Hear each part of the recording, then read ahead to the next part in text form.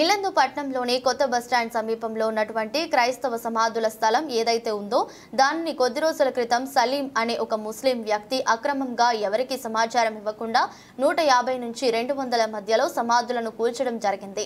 ఈ సమాధుల కూల్చడం కోసం సెలవు దినంలో రెవెన్యూ వాళ్లకు కానీ పోలీస్ యంత్రాంగాన్ని ఎలాంటి సమాచారం ఇవ్వకుండా జేసీబీతోనే కూల్చడం జరిగింది. దయచేసి మీడియా మిత్రులకు మరియు స్థానిక అధికారులకు జిల్లా అధికారులకు ప్రభుత్వపరమైన ప్రజాప్రతినిధులందరికీ కూడా తెలియచేస్తున్న అంశం ఏంటంటే గత దినాల్లో వారందరూ ఏకమనసుతో వచ్చి మాకు ఇక్కడ సహకారం అందించారు ప్రజాప్రతినిధులతో కూడా. కానీ క్రైస్తవ సమాజం యొక్క మర్మం ఏంటంటే గుర్తించాల్సిన విషయము ప్రభునందు మృతులు ధన్యులని చెప్పబడిన రీతిగా ఆ సమాధులు తెరవబడతాయని చెప్పి బైబిల్లో చెప్పబడిన రీతిగా చేయబడిన సమాధి తెరవబడాలి.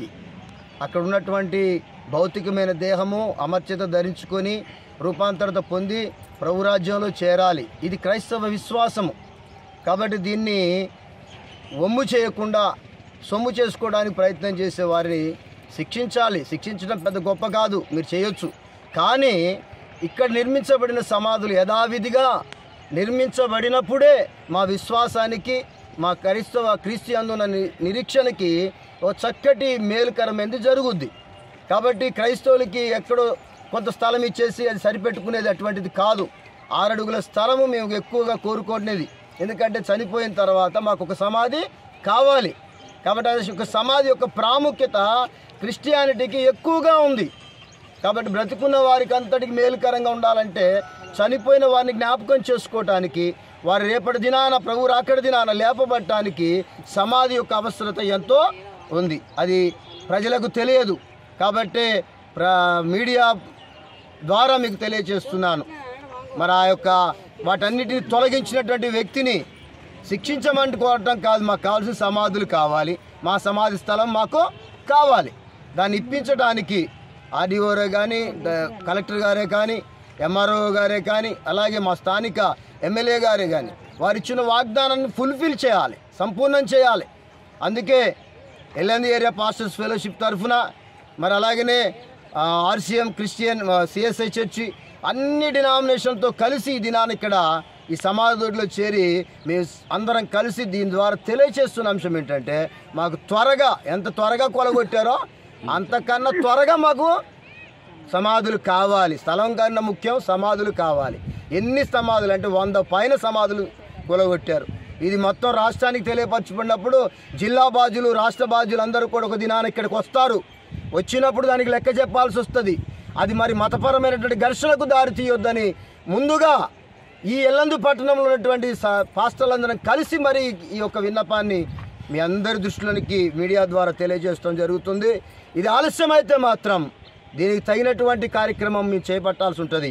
ధర్నాలు చేస్తాం, ర్యాలీలు చేస్తాం, మొత్తం రాష్ట్రమంతా ర్యాలీలు చేసే పరిస్థితి వస్తుంది. అప్పుడు తట్టుకోవాల్సిన పరిస్థితి ఎవరైతే చేశారో వాళ్ళే కాదు, స్థానికంగా ఉన్న వారు కూడా దానికి బాధ్యులు అవుతారు. ఇది సభాముఖంగా అంటే ఈ యొక్క ధర్నాముఖంగా మీకు తెలియజేస్తున్నాం. ఇది చాలా చిన్నది అనుకుంటున్నారు మీ దృష్టిలో, కాదండి. చాలా వరకు ఇప్పటికే మీడియా ద్వారా రాష్ట్ర వ్యాప్తంగా తెలిసిపోయింది, తెలుగు రాష్ట్రాలంతట్లో కూడా.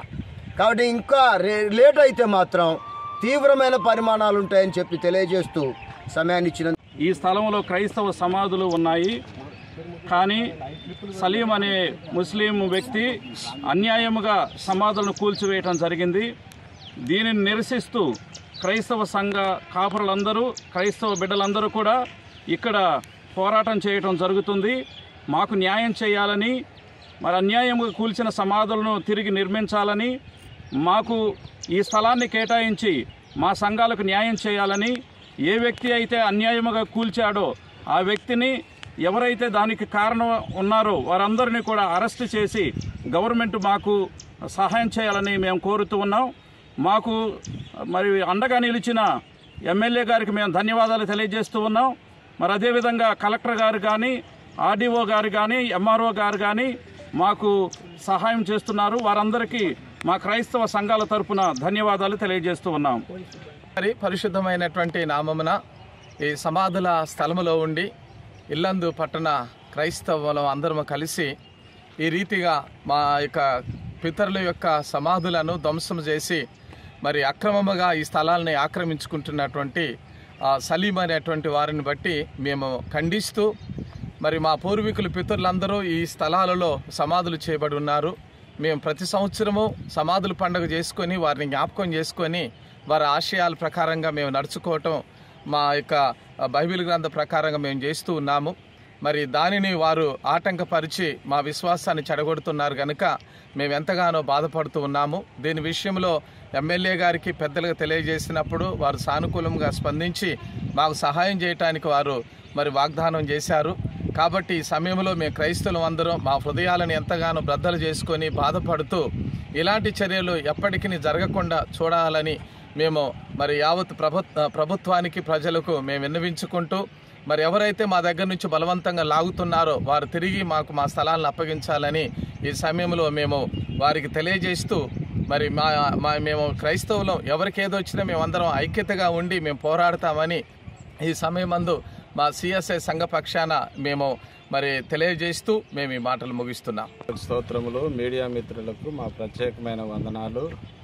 ఈ యొక్క సమాధుల కూల్చివేత కార్యక్రమంలో మరి నిరసన తెలియజేయటానికి సహకరించి వచ్చినటువంటి మరి ఆల్ పాస్టర్స్ క్రైస్తవ సమాజానికి నా ప్రత్యేకమైన వందనాలు తెలియజేస్తున్నాను. ఇల్లందు పట్టణము పుట్టినది మొదలుకొని ఇల్లందు పట్టణ ప్రజల క్రైస్తవుల మరి సమాధుల కొరకై ఇక్కడ ఏర్పాటు చేశారు.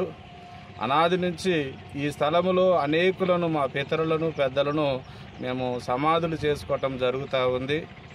ఎంతో ఐక్యంగా మరి మేము ఈ కార్యక్రమాలు చేసుకుంటున్నాం. కానీ ఈ మధ్య కాలంలో ముస్లిం కమ్యూనిటీకి చెందినటువంటి సలీం అనే వ్యక్తి, అతనికి కొందరు వెనక ఉండి సపోర్ట్ చేసిన కారణాన్ని బట్టి సుమారు 70 సమాధులను నేలమట్టం చేయటం అనేటువంటిది జరిగింది. ఇది క్రైస్తవులకు మరి ముస్లింలకు ఇది మత సామరస్యం మరి కాకుండా మత ఘర్షణలకు దారి చేసే పరిస్థితి కూడా ఇక్కడ మరి నెలకొనినట్లుగా మేము చూస్తూ ఉన్నాం. కాబట్టి ఈ విషయంలో మేము ఎమ్మెల్యే గారికి విషయాన్ని తెలియజేసినప్పుడు వారు సానుకూలంగా స్పందించారు.